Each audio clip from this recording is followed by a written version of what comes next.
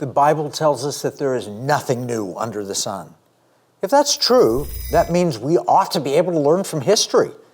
There's another famous saying as well. It says, those who cannot remember the past are condemned to repeat it. That was George Santayana in 1905. So what can we learn from history, and how do we apply it today? Well, what we face now is a higher tech version. It's important to know that there are lessons from the past that can help guide us, even in difficult times. Our lesson today comes from Fast Eddie. Join me in the Economic War Room, where we'll learn Fast Eddie's secret to preserving America.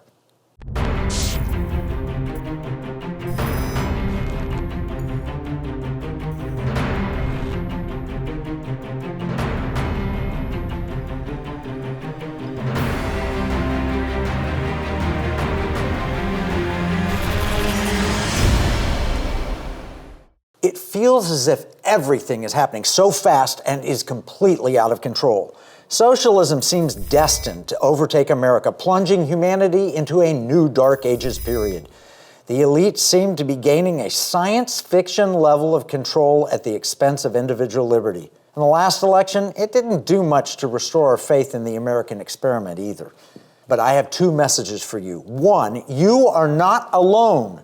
And two, people have faced similar challenges before and overcome them.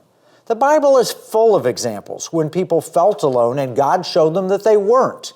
1 Kings chapter 19, verse 10, I'll read to you from New King James. It says, so he said, I've been very zealous for the Lord God of hosts, for the children of Israel have forsaken your covenant, torn down your altars, and killed your prophets with the sword. And I alone am left, and they seek to take my life. Just a few verses later, verse 18, in fact, God makes it clear to Elijah he was not alone. First, God was with him, but also God tells him that there were 7,000 others who would stand with him. Then in verse 19, God brings Elisha alongside Elijah. Now, in 2 Kings chapter 6, verses 15 through 17, there's another time when those serving God felt alone. Let me read it. And when the servant of the man of God arose early and went out, there was an army surrounding the city with horses and chariots. And his servant said to him, alas, my master, what shall we do?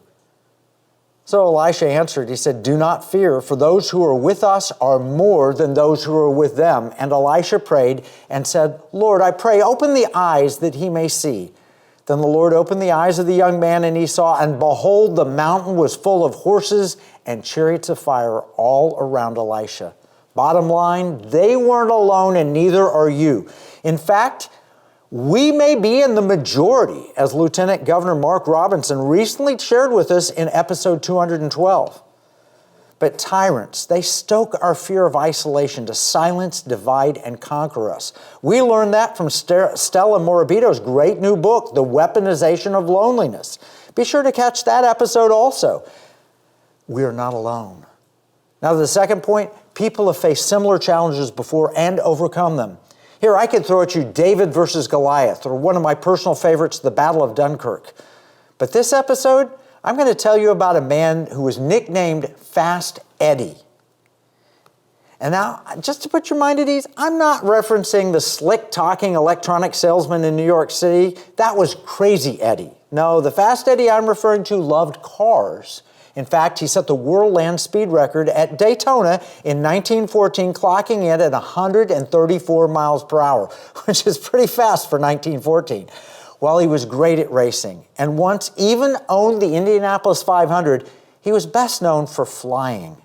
Of course, I'm referring to America's most famous World War I flying ace, Fast Eddie Rickenbacker.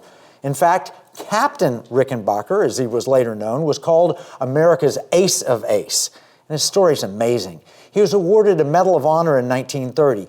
Even Snoopy's battles with the Red Baron, they're patterned after him. There's so much we can learn from Eddie Rickenbacker. And yes, his story is extremely relevant today. Let's start with two of the biggest challenges that we're facing right now. The first, the long march to socialism and the takeover of our government by socialists. And the second is cancel culture, where you can get cut off, defunded, or outright censored if you don't go along with the socialist takeover. Those are real problems. The last election was not the red wave of republicanism that so many people had expected or hoped for. Instead, things seem to go according to plan for the Biden Democrats. Now, normally in a midterm election, the party that holds the White House, they lose quite a few seats in both the House and Senate. That didn't happen this time, despite massive national angst. More people think that we're on the wrong track than the right track. Inflation is uncomfortable. President Biden is viewed as wildly unpopular. We had a debacle in Afghanistan. The border is porous. People are dying from fentanyl. Energy prices and the crime rate, they've spiked. And the Democrats have put forward a very weak slate of candidates. Despite all of this, they kept the Senate and may have actually increased their control. They barely lost the House. It's so close that nobody perceives a Republican mandate. The red wave crashed into a blue wall. What that translates to is full speed ahead for the New Deal, aka the Green New Deal. Essentially, we're being told to give up personal liberty for the greater good defined by the elites. It's all laid out in my recent book, According to Plan, the elite's secret plan to sabotage America. But this is nothing new. We saw this in the 1970s and before that in the 1930s. President Reagan warned us that every generation would have to fight for freedom, and this is our fight. And so it's not so different from what Eddie Rickenbacker had to face in the 1930s. To set the stage, consider these similarities. The early part of the last century was a time of incredible innovation. News by radio, automobiles, electricity, then the airplane, and a world at war. Things were happening fast, and technology seemed overwhelming. Then there was a pandemic called the Spanish flu, and vaccines, and healthcare was modernizing and globalizing. Then there was a serious economic crash that opened the door to a complete restructuring of the American economy. It was in this environment that Captain Eddie Rickenbacker, the entrepreneur, stood up. Rickenbacker owned auto companies, a speedway, and eventually an airline. He was a war hero in the 1930s, and he was loyal to America and the free market economy. When he saw Roosevelt confiscating gold, taking control over whole industries, he was alarmed. Socialism was on the march, and America's ace of aces was not one to sit still. Rickenbacker's politics were decidedly anti-communist. He supported America first. He opposed the Roosevelt New Deal, and he did so vigorously and was canceled and censored for doing so. First, in 1934, President Roosevelt cut off a government mail contract with Rickenbacker's Eastern Air Transport. That was a huge blow. It was economic warfare. Roosevelt gave the contract to the Army Air Corps, and Rickenbacker had helped build that. You need to understand that running mail across the country was not the military's key strength, and it wasted valuable resources. The pilots were not trained to fly that way. Captain Rickenbacker protested because he thought it was the government taking private contracts, but he also knew that pilots unnecessarily had died. We'll tell you more about this when we return from the break.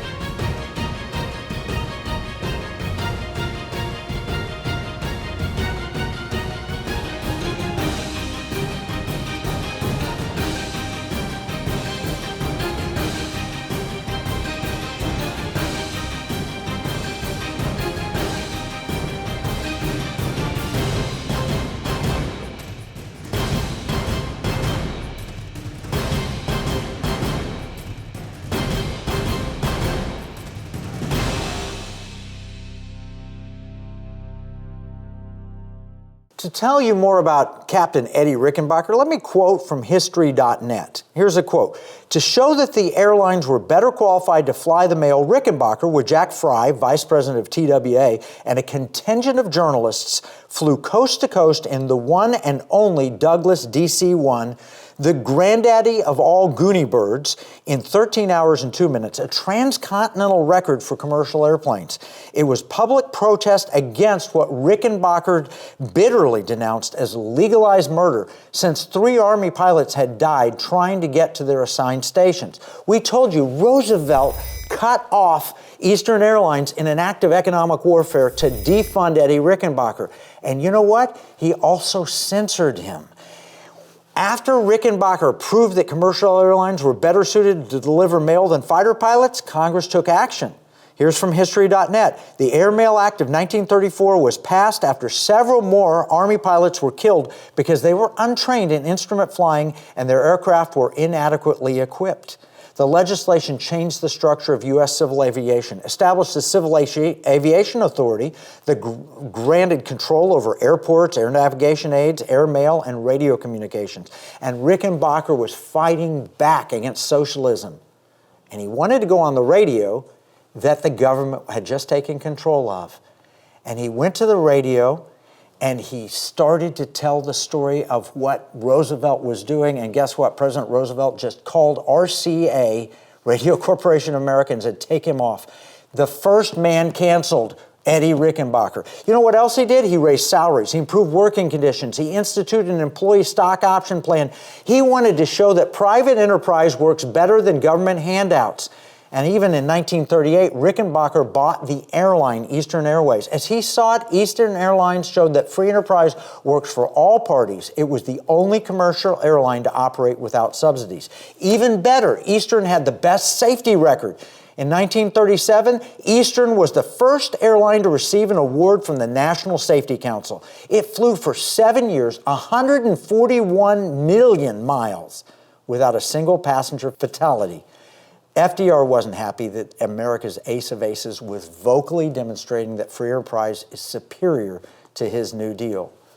So here I told you about this, quoting from warhistory.com, Rickenbacker believed FDR was implementing socialism and the famed fighter ace refused to stay quiet. He spoke out against President Roosevelt regularly and on public radio, criticizing the New Deal and the president himself. And FDR canceled Eddie Rickenbacker. So much for free speech. It's sort of like Twitter banning you if you vocally disagree with the official COVID narrative. Oh, wait, they did that, didn't they? So here we have it. There's nothing new under the sun. The government tries to take over the whole economy and then attempts to silence anyone who disagrees with them. I get it. Things are more complex now, but the basic principles remain exactly the same. What we need to learn from Fast Eddie Rickenbacker is he outlasted FDR. He built Eastern Airways into a powerhouse before his retirement in 1963. He was a captain of industry after World War II, and he helped steer America back to free enterprise. He was never really silenced, and he never was afraid to stand up for what he knew to be true. So I've captured 5 life lessons from Fast Eddie Rickenbacker that I believe apply today. These can help us in times of adversity and in our fight for economic liberty. They are: 1, strive with excellence. 2, maintain fidelity to principle. 3, put aside differences when required. 4, persevere through faith. And 5, have the right attitude always. So let's walk through these. Number 1, strive with excellence. Notice I did not say achieve with excellence. That's because it doesn't come cheap or easy. Eddie Rickenbacker was a troubled teen when his dad died in a work-related incident. He quit school and worked any job he could find to help his struggling family. It was there that he became fascinated with the early days of the auto industry. Young Rickenbacker took a correspondence course to learn how to be a mechanic, and his hard work paid off. He caught the eye of automobile entrepreneurs like Harvey Firestone. He demonstrated excellence and rose through the ranks, eventually becoming a race car driver and eventually owning the Indianapolis 500.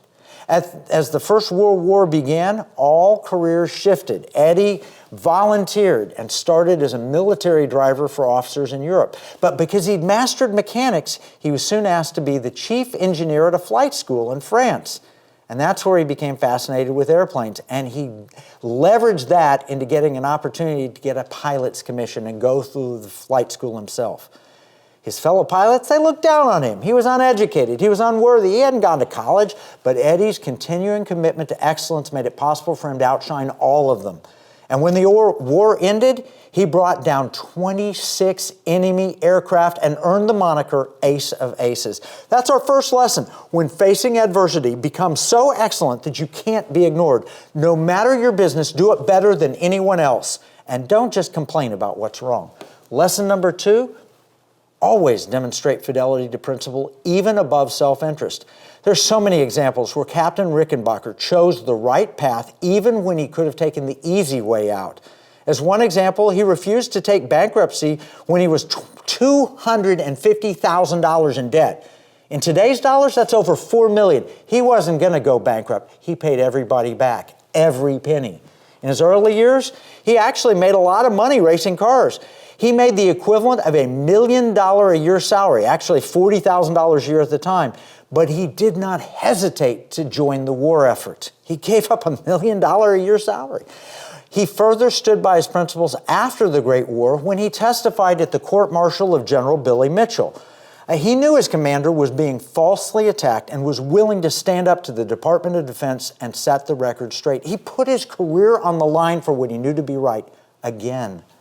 Oh, did I mention he also closed the Indianapolis Speedway for the war effort? He knew that there were more important things than racing cars, and he felt the military could use the rubber, the steel, and the gasoline. Even when Captain Rickenbacker was promoted major in his retirement, he turned it down. He felt captain was the proper rank. He chose principle over personal benefit. Time and again, that proved true, and that's the second lesson. This is not a time to cut corners or take the easy way out. We can't cheat in elections even if we think they're cheating. Now, a third lesson is the importance of putting aside differences when something greater is at stake. I've already shared how Rickenbacker opposed the New Deal and was punished by Roosevelt for doing so. Despite this, when Roosevelt called just after Pearl Harbor, Captain Rickenbacker responded. He was asked to undertake a secret mission and deliver a message to General MacArthur. It would have been so easy to say no. At least put up a fight. Rickenbacker was a civilian. To make things harder, Roosevelt wanted him to be a vocal supporter of his policies and rally the troops in the Pacific. Not only did Eddie Rickenbacker do it, he did it without complaint despite great hardship. He had a national attention, but he demonstrated his loyalty because he felt it was an important cause. Now, we may face such moments when we have to support something or someone because the cause is just, even if we disagree with the others promoting it. Maybe when Muslim parents want their schools to stop sexualizing children, Kelly Shackelford will step in and say they have free speech and religious liberty rights. Standing up for what's right can often bring some unexpected costs and consequences, and that leads us to the fourth lesson. Captain Rickenbacker had no way of knowing the high price he would have to pay to complete Roosevelt's mission. This is a man who had endured many hardships. He had faced death countless times in his missions as a fighter pilot. He'd been in car wrecks, threatened by the president, nearly bankrupt, but he had no idea that his greatest trial would lie ahead. And it was the direct result of putting aside his differences to do what he believed was the right thing, and it almost cost him everything. This trial nearly killed him, but through it, he uncovered a faith he never knew he had. Now, we're going to take another break. When we return, I'll explain lesson number 4, perseverance through faith. Literally understanding this can make the difference between life and death. It did for Eddie Rickenbacker. Stick around to learn why.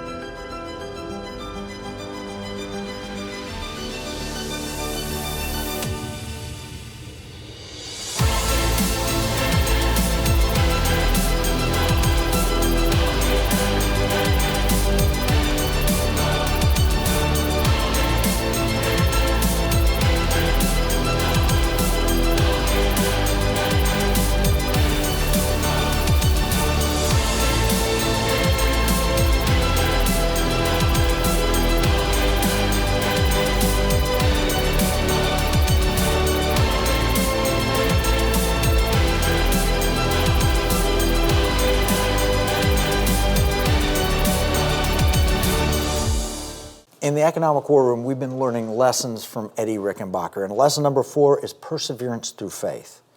I told you about the lengthy battle between President Roosevelt and Eddie Rickenbacker. Roosevelt canceled contracts, illegally silenced Rickenbacker, cut him off from the airwaves, but then Pearl Harbor was attacked, and Eddie Rickenbacker agreed to a secret mission for the president, even agreeing to rally troops along the way. He had no idea how this would change his life, or should I say, he had no idea how much it would cost him.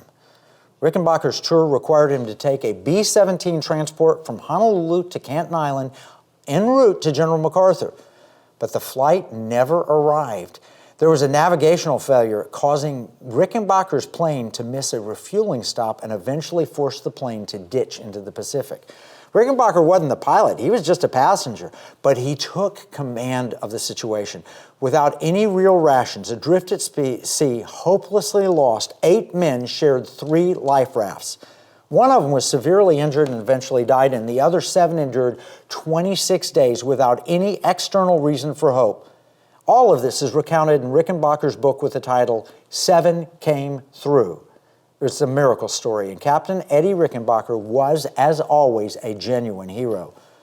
The men prayed for miracles and survived on captured rainwater. Then one day a seagull landed on Eddie's head, and he grabbed it, defeathered it, and shared the meat in equal portions so all remaining would survive. Rickenbacker believed the seagull was a sign from God that they should never give up. He said prayers nightly for all involved. After more than 3 weeks, a plane spotted the rafts, and eventually they were rescued. Even after the rescue, Eddie continued his mission. He went on to find MacArthur. He could have given up and gone home, but instead he had to deliver the secret message. After that, he then went to the War Department and taught them how to equip planes so that they could better survive when they landed in the ocean. And then he began a tour of America to sell war bonds. He even undertook a 55,000-mile trip to encourage our allies in Russia and China.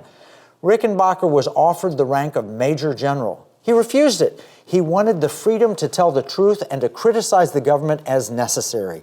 The point is this: hardship did not make Eddie Rickenbacker a quitter. Instead, he looked for solutions. And we can't be quitters either. We must learn to persevere through faith. And that leads us to the 5th lesson, a simple one. We must always have the right attitude and express it with as much joy as possible. Obviously, there are times when frustration comes out, but this is not how we win in the long term. It's not through our frustration, it's through our perseverance. Frankly, I'm getting a little tired of every newscast being focused on what's wrong and how we're losing.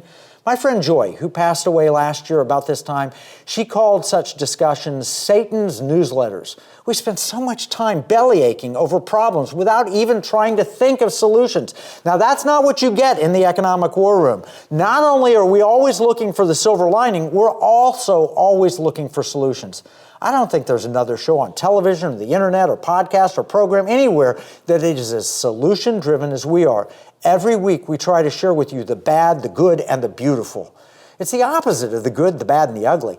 Yes, there are problems, but there is a reason for optimism, and there are practical things we can and should do to bring about solutions.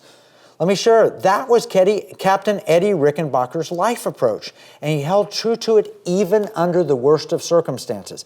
Let me give you some example from History.net describing Rickenbacker's ever-present optimism, even when it enraged his companions. Here's a quote: "As the days dragged monotonously on and no search planes appeared, Rickenbacker cajoled, insulted, and even angered everyone in an attempt to keep their hopes alive.